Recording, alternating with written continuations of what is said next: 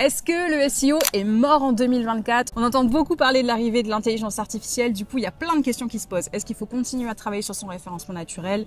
Est-ce qu'il faut s'arrêter? Est-ce que les intelligences artificielles vont nous remplacer? C'est la question que je vais poser à l'experte en rédaction web et en SEO, c'est Lucie Rondelet.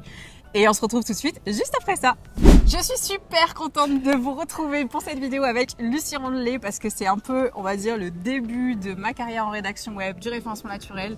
Tu le sais, de toute façon, tu as joué un rôle essentiel dans mon lancement. Donc je suis super contente déjà qu'on puisse se retrouver, de faire une vidéo en direct parce que c'est pas arrivé depuis des années et des années. Ouais. Et surtout d'avoir ton avis d'experte parce que tu es clairement pour moi la référence en la question. Donc je suis très curieuse d'avoir ton avis sur la question et je sais que les auditeurs vont également avoir envie d'entendre ce que tu as à dire sur le sujet. Alors, la question, Lucie, est-ce que le SEO est mort en 2024? Bonjour à tous déjà.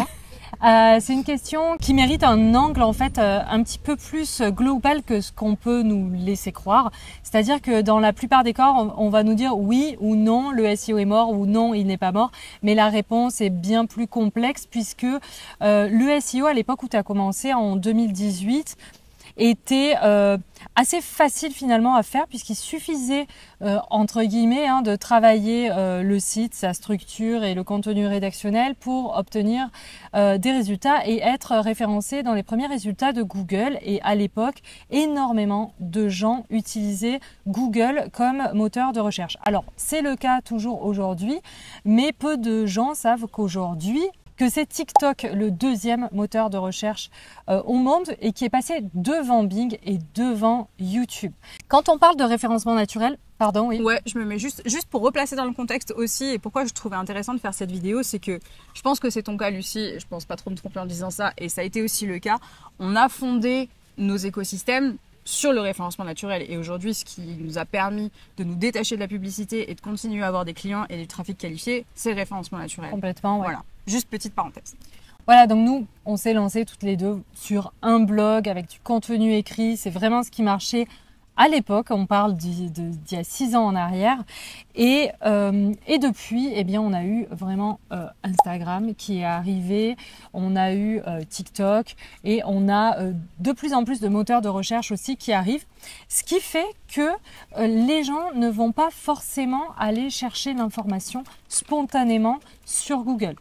Ils vont aussi aller chercher aujourd'hui avec l'intelligence artificielle générative.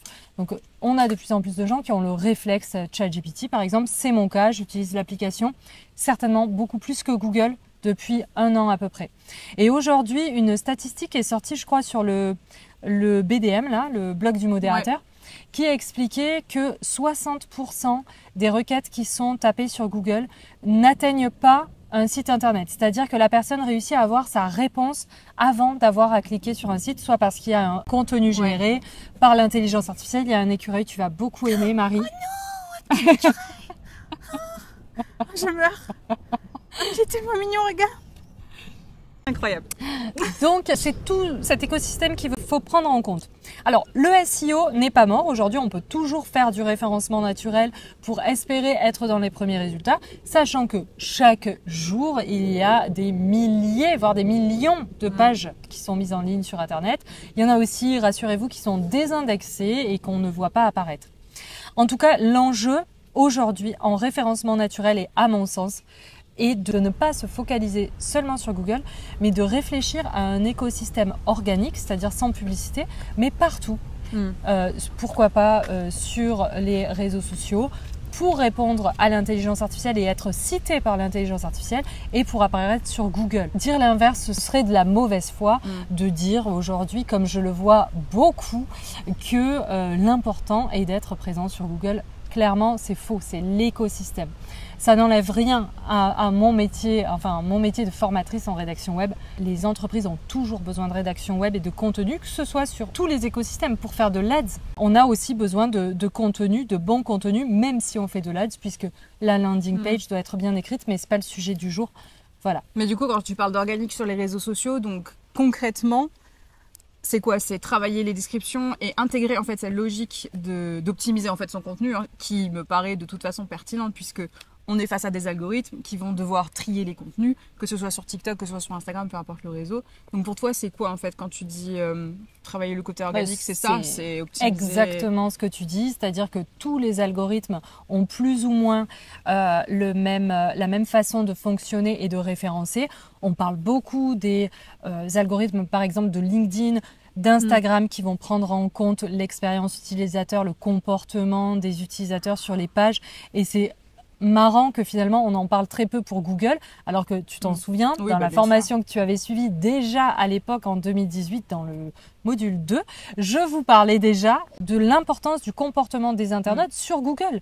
Donc finalement, si une page est inintéressante, que les gens n'y restent pas, qu'ils reviennent en arrière. Si une page est longue et que finalement les gens y restent peu de temps, ça veut dire que peut-être que son contenu n'est pas pertinent. S'il reste quelques secondes, reviennent en arrière, ça indique aussi que le contenu n'est pas pertinent. Je veux dire, le comportement de l'internaute a toujours été pris en compte.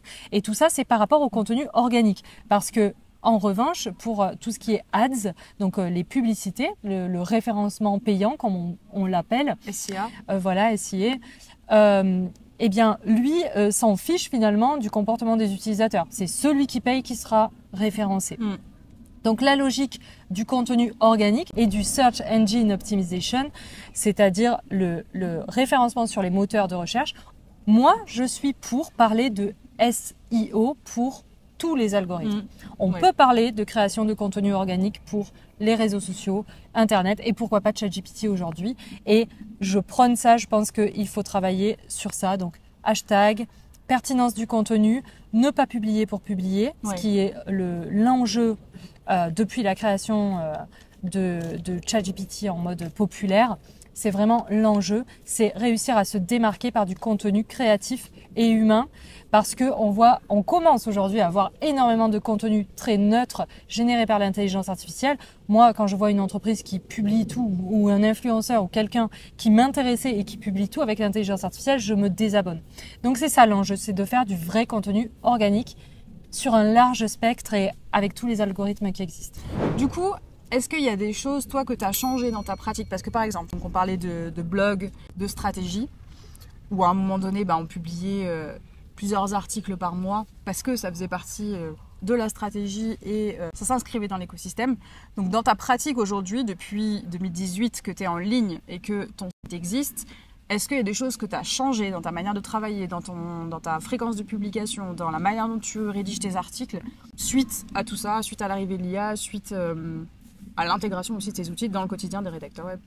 Alors, ce qui est marrant, c'est que finalement, non, j'utilise énormément l'intelligence artificielle et tu le sais, à titre personnel et professionnel pour améliorer certaines choses, gagner en productivité. Brainstormer. Par contre, brainstormer, évidemment, oui. Et par contre, dans ma pratique et ma vision du développement de mon écosystème organique, je n'ai rien changé parce que justement, je pense que c'est le fait de tenir le coup et de continuer à publier quand il faut publier, de ne pas publier n'importe quoi sur les réseaux sociaux, publier pour publier. Je suis pas favorable à ça, je suis quand même plus favorable à la sobriété éditoriale. Et je pense que sur le long terme, c'est ce qui pourrait payer. Après, on a beaucoup de gens qui n'ont pas le même œil que moi sur les contenus écrits, qui ne vont pas voir tout de suite que c'est de l'intelligence artificielle, qui ne vont pas avoir cette même sensibilité. Mais moi, en tout cas, le public que je veux toucher, qui est généralement un public assez averti et très éduqué sur Internet et sur la façon d'écrire. En tout cas, mon public sera touché par cette manière de travailler-là. Maintenant, si tu veux faire du e-commerce ou des gros volumes, je comprends que beaucoup de gens utilisent l'IA. Mais ça n'a rien changé pour le mien. Et pour toi ?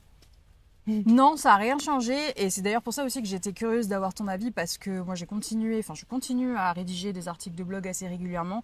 Je m'en sers pour brainstormer parce que clairement, et je pense que c'est peut-être aussi le cas pour toi, comme ça fait 3, 4, 5, 6 ans qu'on écrit un peu sur les mêmes domaines, à certains moments on a aussi... Je pense que c'est bien d'avoir un outil qui va te permettre d'adopter des nouveaux angles, de trouver des nouvelles idées parce qu'au bout d'un moment, on fait un peu le tour du sujet. Et en ça, je trouve que c'est hyper intéressant. Donc après, non, moi, j'ai pas changé ma stratégie. Je continue à publier des articles de blog. Je pense que c'est une vraie question qui se pose, que ce soit sur les pages, sur les articles, de se dire, OK, bon, ces outils-là, maintenant, ils sont là. Comment je les utilise au quotidien et comment je les intègre parce qu'ils viennent apporter aussi forcément des choses qui sont intéressantes pour accélérer un peu sa création de contenu. Mais toujours en restant... le plus humain possible. Ouais. Et tout à l'heure, tu disais, on commence à les repérer. Et je pense que ça, c'est aussi une question de... nous, on a l'habitude d'utiliser ces outils. Donc, on sait, entre guillemets, comment ils vont structurer les réponses. Par exemple, voilà, 2 emojis au début d'une phrase, 2 emojis à la fin d'une phrase. Tu peux commencer à considérer que ça a potentiellement été généré avec ChatGPT. Tu vas le voir au niveau des majuscules. Les intros. Des intros, des hashtags. Ou par exemple, sur des hashtags, on a 2 mots. Il y en aura toujours les 2 en majuscules. Il y a des petits détails comme ça. Les tics de langage, Ouais. définissons ensemble, explorons ensemble, crucial, essentiel. Le côté un peu surjoué, des fois un peu trop copyrighté, un peu trop niais, un peu trop ça, et surtout beaucoup de neutralité, puisque l'IA ne prend jamais parti et l'IA est vraiment très neutre dans ses propos. Donc pour moi ça manque vraiment de relief et ça manque d'une patte et du personnel et humaine qui me dérange clairement. Mais ça, tu vois, c'est là où je pense que l'expertise de la personne qui va utiliser cet outil, c'est-à-dire, ok, je vais poser une question à ChatGPT, ou en tout cas, je vais l'utiliser, mais j'ai les éléments de contexte et je garde mon esprit critique pour dire à un moment donné, par exemple, ce plan que tu m'as proposé ou ces idées que tu m'as proposées, elles sont pas nécessairement cohérentes ou en tout cas, elles retraduisent pas bien ma vision, plutôt que de rester dans un truc où on va faire clairement du copier-coller sans apporter aucune plus-value finalement. Et c'est là où le risque c'est qu'on se retrouve avec les mêmes contenus un peu à droite à gauche et que du coup, finalement, plus personne n'arrive à se démarquer. Complètement. Et c'est le danger. Bon, là, on s'éloigne un peu du sujet initial, mais le danger, c'est d'avoir une nouvelle génération qui n'a pas connu ces outils, qui n'a pas connu les techniques de SEO et qui n'arrive pas à retravailler quelque chose de l'IA parce qu'ils ont tellement délégué qu'ils n'ont pas eu cette phase de réflexion et d'apprentissage. Et à un moment, c'est un savoir-faire qui pourrait se perdre dans les prochaines années. Donc, je pense que les rédacteurs de cette époque-là, les années 2010-2020, vont être très certainement recherchés pour retoucher les articles et tout ça, parce que je vois que les nouvelles générations, moi je vois chez des nouveaux élèves, j'en vois certains qui commencent à se reposer un petit peu trop sur l'IA. On passe des commandes, on voit que c'est beaucoup trop écrit par ChatGPT, alors que normalement ils sont censés avoir les compétences. Il faut insister là-dessus. Nous, c'est notre travail en tant qu'organisme de formation en rédaction web SEO. On va essayer de tendre vers là et de rappeler aux élèves l'importance de garder leurs pattes. Alors, j'ai 2 dernières questions pour toi.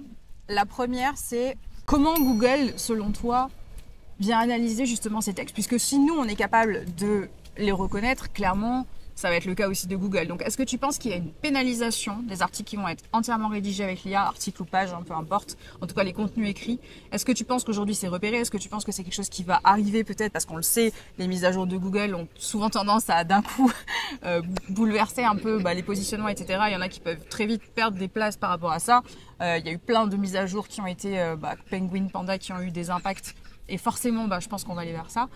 Enfin, je pense. En tout cas, je m'interroge. Du coup, je voulais savoir ce que tu en penses en fait. Alors, la question s'est beaucoup posée début 2023 à la sortie de ChatGPT et c'est des discussions qui revenaient vraiment. Et puis finalement, on s'est rendu compte que effectivement, Google est un algorithme et Google est un algorithme d'intelligence artificielle qui est capable de scanner les articles et d'identifier justement par le biais de mots-clés, de tournures de phrases et tout ça, ce qui va être intéressant. Et lui-même est capable de générer des contenus. Donc forcément, il est capable, c'est une évidence de reconnaître un contenu généré par l'IA. Ça, c'est une évidence. Oui. Maintenant, la question, c'est est-ce qu'il met en avant plus un contenu écrit par un humain ou par une intelligence artificielle? Le parti pris visiblement des moteurs de recherche est de mettre en avant la qualité du contenu et les contenus qui sont intéressants par les humains par rapport à l'analyse de leur comportement. Donc, mieux vaut pour Google mettre en avant un article généré par l'IA, mais qui est riche et qui apporte beaucoup de valeur et que les gens lisent et aiment, plutôt qu'un article qui est mal écrit, qui a peut-être des fautes d'orthographe, parce que tout le monde n'est pas rédacteur web professionnel et de qualité. Et donc, dans ce cas-là, Google préfère mettre en avant le contenu généré par intelligence artificielle.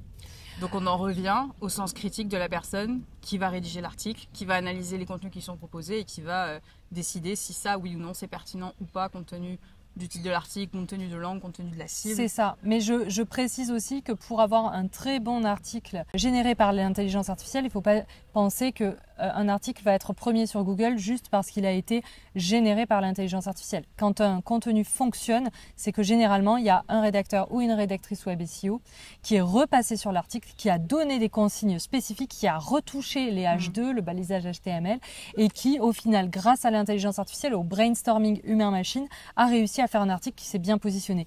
Et les promesses de utilise l'IA et ton article sera premier sur Google sans rien faire, c'est faux.